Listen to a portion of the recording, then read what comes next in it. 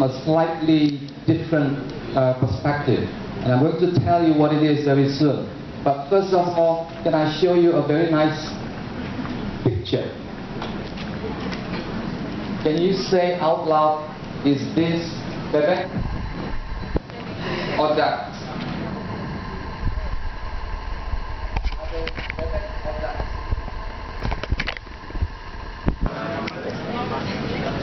Flamingos are more colorful, that's true. But one major difference is this. You eat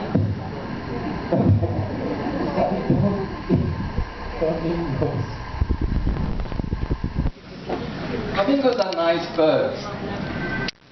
And people have described flamingos in different ways. People have actually also written poems and things like that about flamingos. And I have just written one for you and for everyone who comes from Solo. Here you go. Go pick flamingo. Tell me where you want to go if you ever go to Solo. Please do let me know.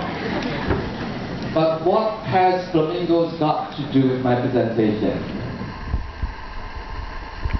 In fact, you find out that flamingos are a nice way to talk about English language teaching, to talk about beliefs, current beliefs in English language teaching. In fact, the unofficial title, the official title you saw earlier on was very serious. The unofficial title of my presentation is this: Learning English the Flamingo's Way. And I'll tell you why. And I'll tell you why flamingos are important for our discussion, especially today, this morning. The first F in flamingo stands for fluency. The next two letters, L, stands for lexis, A for amount of instruction, M stands for motivation, I stands for input, G stands for grammar, O for output, and S for set phrases. These are 8 factors. The 8 factors that I believe are important, 8 factors that I believe should be given a lot more emphasis in our teaching. When we work with our students, these are 8 of the most important factors, in my opinion, that deserve a lot more attention. In particular, terutama, in particular, when you work with students whose proficiency falls at the lower end of the scale. At the lower end of the scale. These are students that we often call students of lower proficiency. Students who are still at the stage of learning to use, not using to learn, but learning to use. Many of these students fall under this category. These are students who have not reached the threshold level. Yeah? So these are people that I am most interested in. You belong up there. Yeah, but what I'm talking about are the kind of things that need to be given a lot more attention in order for you to be able to help these kids or these students move a little bit higher on the proficiency scale. Kira-kira seperti apa sih? What sort of students fall under this category? Here is an example. This is an example from a student currently semester 8. Yes. Students who are still not able to produce decent English.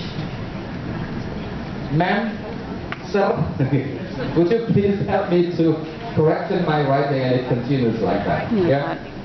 So this is an example that should be of major concern to all of us. I know you are not a big fan of our Minister of Education, but I think what he says makes sense to me. Many of our students are still at that level despite some 6 years of studying in high school. Let's look at the report card of Indonesia in terms of students who are learning English. Kira-kira masuk kategori di mana ini? This is based on a report by EF English. They did a survey, or they do a survey every year, including many countries in the world, and then they put these countries under different categories. Ada yang very high, high, moderate, low, and very low. Where do you think Indonesia is?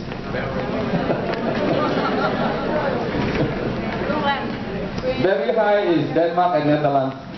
High is Germany and Malaysia. Moderate, Japan, Hong Kong, South Korea. I think Baghdad here is getting a little bit nervous. Trying to find out where Vietnam is. And then Saudi Arabia, China, and Spain. Do you want me to go lower? There you go. How low can you go?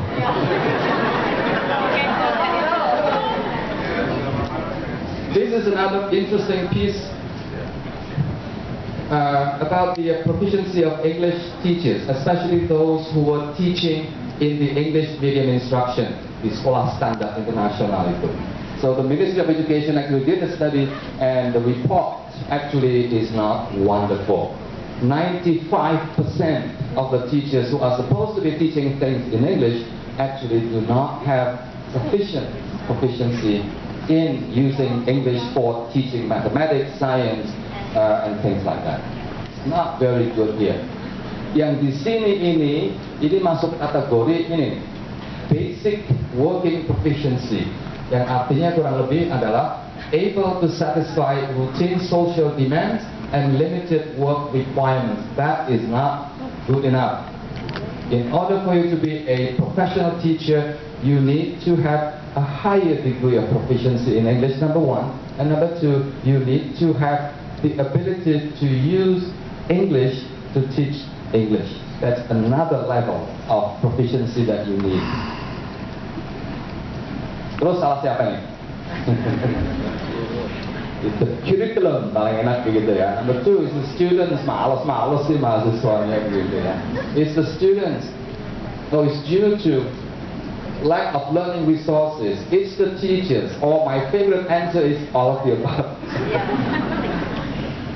Okay, let's be serious. Let's talk about flamingos in detail. The first one that I want to touch upon to discuss with you is input. I stands for input. It's a very, very important notion that is very often neglected in language education. Let me just begin with a summary. After many, many years of research, many years of research, this is what we have learned. Yeah? If you read the research literature, there will be a lot of information that you'll be able to see from the literature. But if you have to put your finger on one major finding that you can take home, it's this. The research is very clear that exposure, a large exposure to language input, which is comprehensible and available in abundance, itu yang menghasilkan, that is the kind of thing that results in learning. Linguistic system. Things that you have in your head, grammatical structures, vocabulary, and things like that, that you can then use for communication. Here is a quote. This complex and implicit system is not dependent on learner practice of language. Point of view that input is one of the most important factors that will have to be there for your students to pick up, to learn a lot of language. I'm sure that many of you are familiar with this guy, Stephen Krashen. He's been saying about the same thing for many years, that input is important. But I think Krashen is not completely correct, nor is he completely wrong. You know, for many years he's been saying this. For many years he's been saying this, that language input is a necessary and sufficient condition for learning. What I have learned, what I'm saying is that input is a necessary condition. Harus ada. In abundance, but it is not sufficient. Nggak cukup, gitu. Ya, nggak cukup.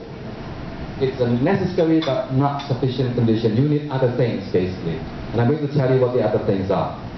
Ya, mungkin ada yang nggak percaya begitu.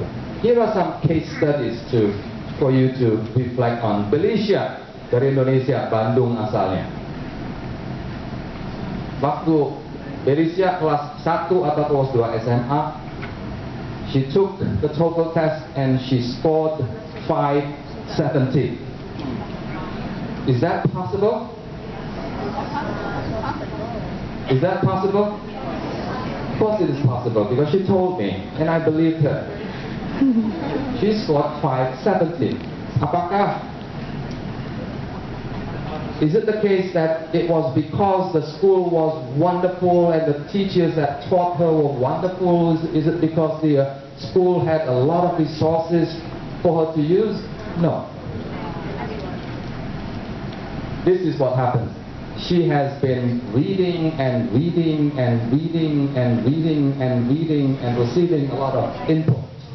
Language input that she understands and language input that she enjoys getting and reading. Here is another case study. Namanya Vinda Apsari, not her. It's another Vinda. She even got a higher score. It was some 10 years ago, and she just graduated from the English department somewhere in Surabaya. And the score was 593. Interestingly, she did almost the same thing as Felicia. This is what she said to me. I interviewed her,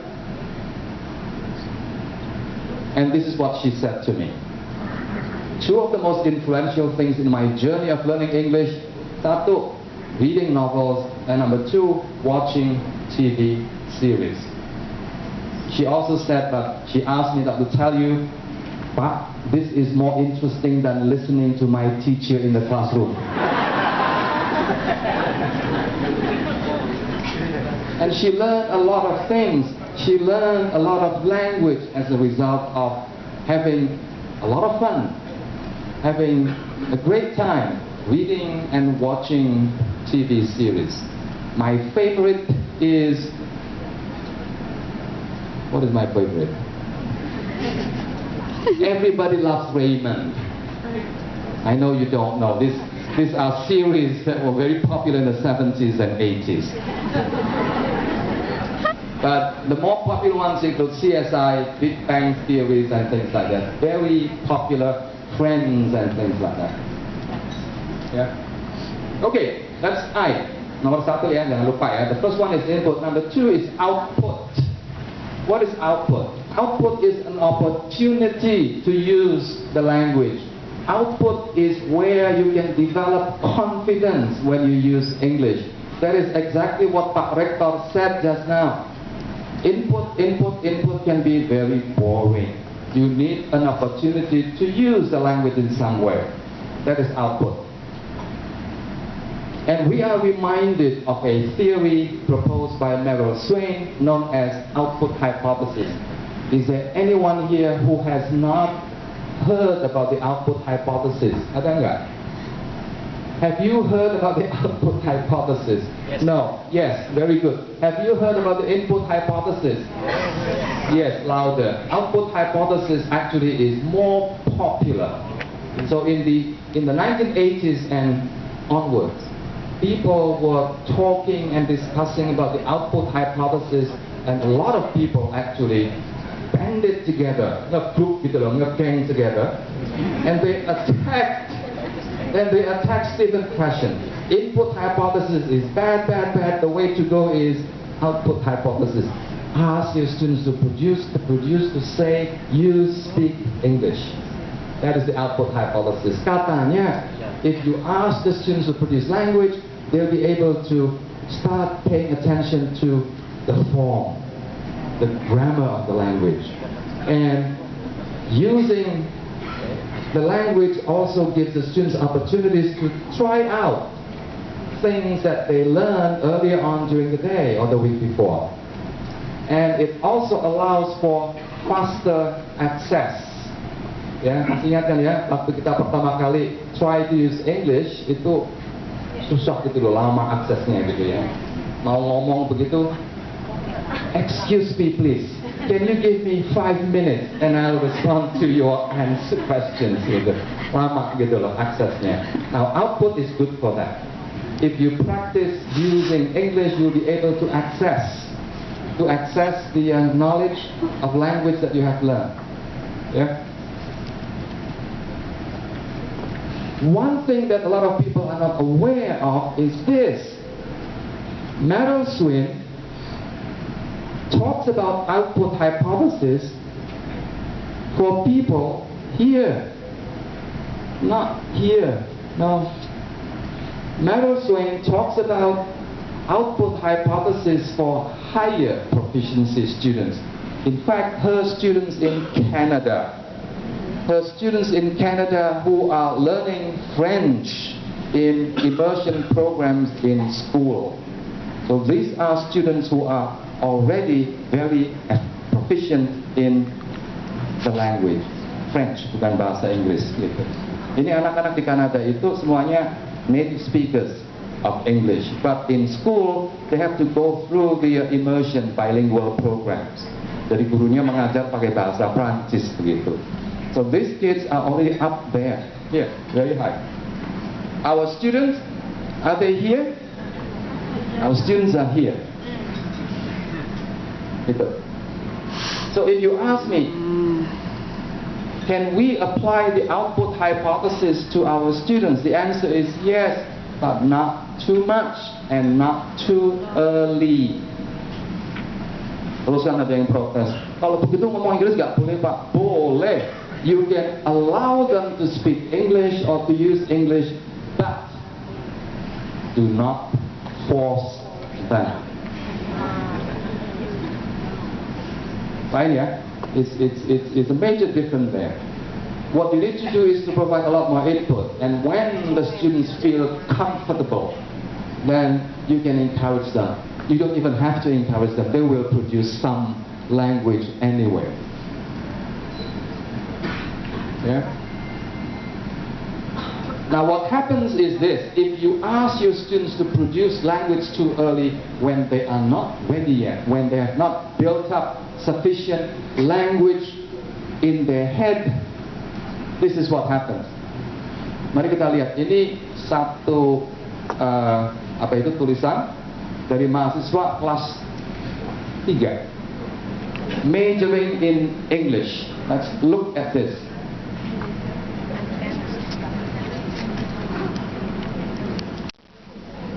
What semester are you in? Nih, semester 8. Bahasa Inggrisnya aduh enak banget gitu ya.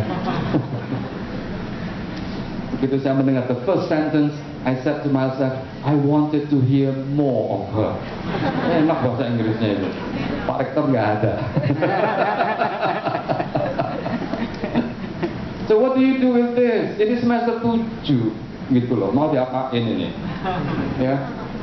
What do you do? Send the teachers to jail or ban her from using English.